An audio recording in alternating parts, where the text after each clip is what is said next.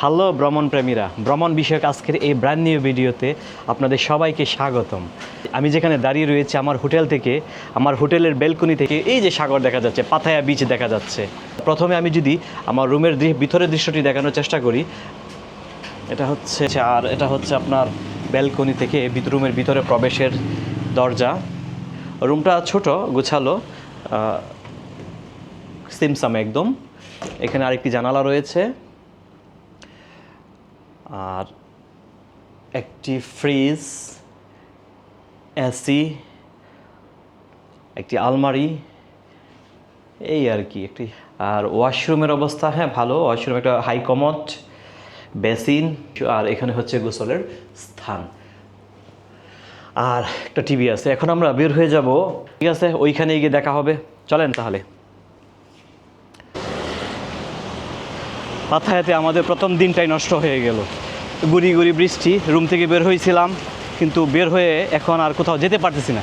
খাবারের রেস্টুরেন্টগুলো যেগুলো পাচ্ছি এগুলো আসলে মন মতো হচ্ছে না, তাই এখন যাচ্ছি আমরা একটা কেএফসিতে। ওই যে কেএফসি দেখা যাচ্ছে, আপাতত আমরা যাচ্ছি একটা কেএফসিতে। কেএফসি খেতে খেতে দেখবো যে বৃষ্টিটা কিছু কমে কিনা। কমলে আপনাদেরকে নিয়ে যাব একটি নতুন একটি স্থানে। এই মুহূর্তে আমি আছি একটি শপিং মলে, আর শপিং মলের 4 নম্বর তলায় আমি এখন দাঁড়িয়ে আছি। এই যে 4 নম্বর তলা, এখানে অসংখ্য শপিং স্পট, অসংখ্য দোকান রয়েছে। আচ্ছা, যেই কারণে ভিডিওটি মূলত করা, দেখেন আমি শপিং মল থেকে বের হতে চাচ্ছি, বাইরে যাব। বাইরের ভিউটা দেখার চেষ্টা করেন। আমি এই যে আস্তে আস্তে বাইরে যাচ্ছি, শপিং মল থেকে বাইরে যাচ্ছি। গেটটা খুলে গেল। গেটটা খোলার সাথে সাথে আমার সামনে যদি এরকম বিশাল একটা সমুদ্র থাকে, বিশাল এক সমুদ্র।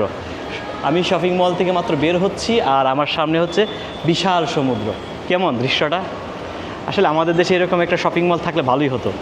এই যে দেখেন, বিশাল সমুদ্র, অথচ আমি শপিং মল থেকে মাত্র বের হচ্ছি। এই যে আমি এলিভেটরে দাঁড়ানো আছি,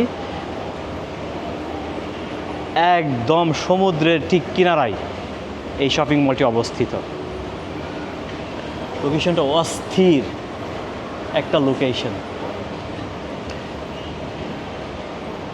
ঠিক আমরা শপিং মলের ভিতর থেকে সামুদ্রিক যে পরিবেশটা, এটা আপনি উপভোগ করতে পারছেন। বাইরে বৃষ্টি হচ্ছে, সো আমি বেশিতে যেতে পারছি না। আমি এখন আছি 3 নম্বর ফ্লোরে, শপিং মলের 3 নম্বর ফ্লোরে।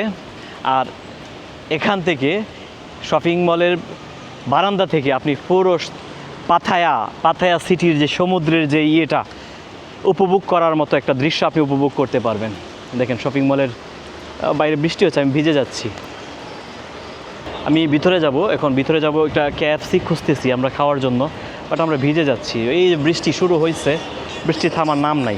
জাস্ট আপনাদেরকে দেখানোর জন্য যে শপিং মল থেকে সমুদ্র সৈকতটা দূরত্ব, এবং শপিং মল থেকে সমুদ্র সৈকতটা দেখতে কেমন, আমি আবার শপিং মলে প্রবেশ করছি। খাবার খুঁজতেছি, তো অনেক যাবত খুঁজতেছি, পাইতেছি না। বিশাল বড় শপিং মল, তো এখন একজনকে জিজ্ঞাসা করার পরে বললো এটা নাকি 3 তলাতে।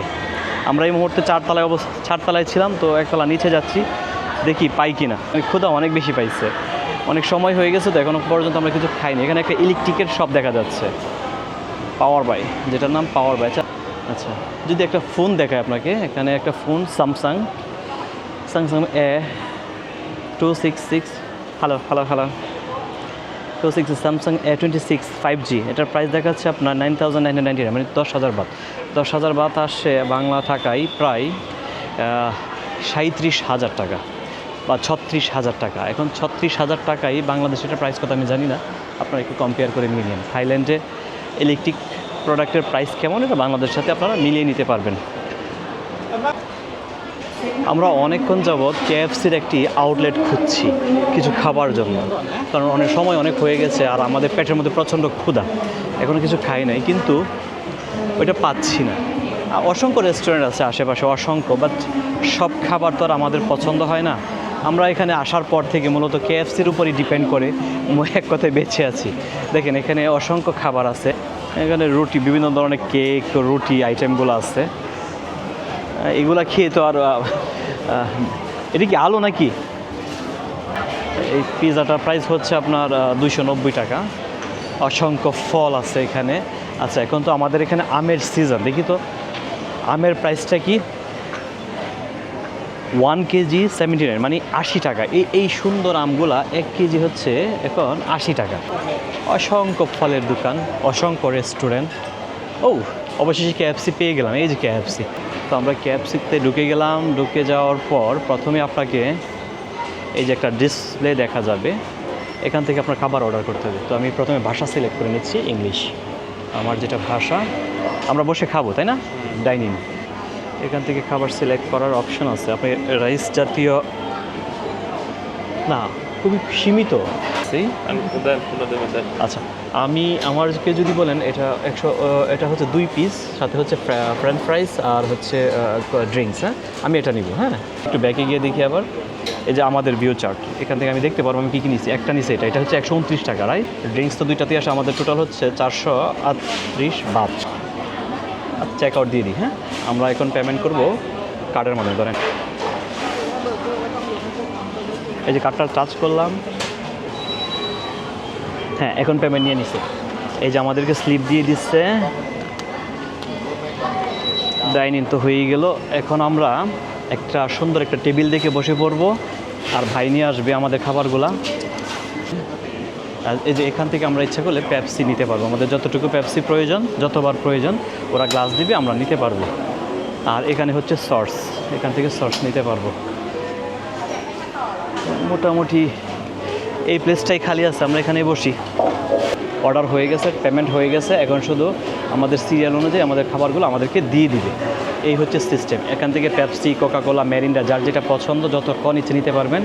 আর এইগুলো হচ্ছে আপনার সসের।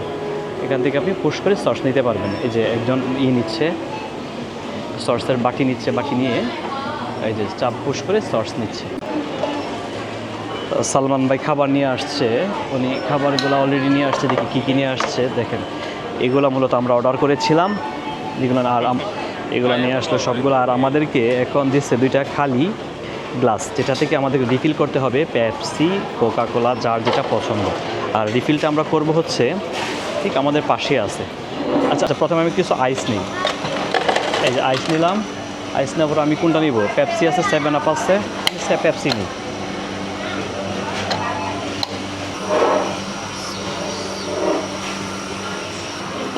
এই যে এখান থেকে পুশ করে করে সস দিতে হয়, যার যতটুকু প্রয়োজন। আর আপনি পেপসিও যতবার ইচ্ছা ততবার রিফিল করতে পারবেন। পাশেই আছে বেসিন, হাত ধুয়ে। এই যে মেশিনটা অটোমেটিক মেশিন, হাওয়ার মেশিন। আপনার হাতকে শুকিয়ে দিব অল্প নিমিশেই। ঠিক আছে, খাওয়ার শুরু করি। অনেক ক্ষুধা পাইছে, তারপরে বক বক করবো বাকিগুলা। এইগুলা ভাইয়ের খুব পছন্দ, এটা আমার পছন্দ, এই চিকেনটা আমার পছন্দ, আর এটা আমার পছন্দ। সবগুলা খাবারই মোটামুটি KFCর উপরে ভিত্তি করেই আমাদের দিনগুলো যাচ্ছে। KFC যদি না থাকতো এখানে, তাহলে আমাদের অনেক ঝামেলায় পড়ে যেতাম খাবার নিয়ে। দারুণ। আমার কাছে সবচেয়ে বেশি ভালো লাগে ওই ফ্রেঞ্চ ফ্রাইটা। এই ফ্রেঞ্চ ফ্রাইটা আমার কাছে খুব ভালো লাগে KFCর মধ্যে। এই ফ্রেঞ্চ ফ্রাইটার জন্য শুধু আমি KFCতে আসি। ভাইয়ের মুডটা খুবই অফ, ওনার অনেক ক্ষুধা পাইছিল, যার কারণে ওনার মুডটা খুবই অফ আছে। আচ্ছা, তো ঠিক আছে, আমরা খেতে থাকি। আর যারা আমার এই ভ্রমণ বিষয়ক সম্পূর্ণ ভিডিও দেখতে চান, আমি কোথায় কোথায় গেছি, কোন কোন দেশে গেছি বা কোথায় কোথায় যাব, অবশ্যই আমার ইউটিউব চ্যানেল থেকে ঘুরে আসতে পারেন। এখানে সম্পূর্ণ ডিটেলস পেয়ে যাবেন। বা এই মুহূর্তে আমি কোথায় আছি। তো সেই পর্যন্ত সবাই ভালো থাকেন, ঠিক আছে।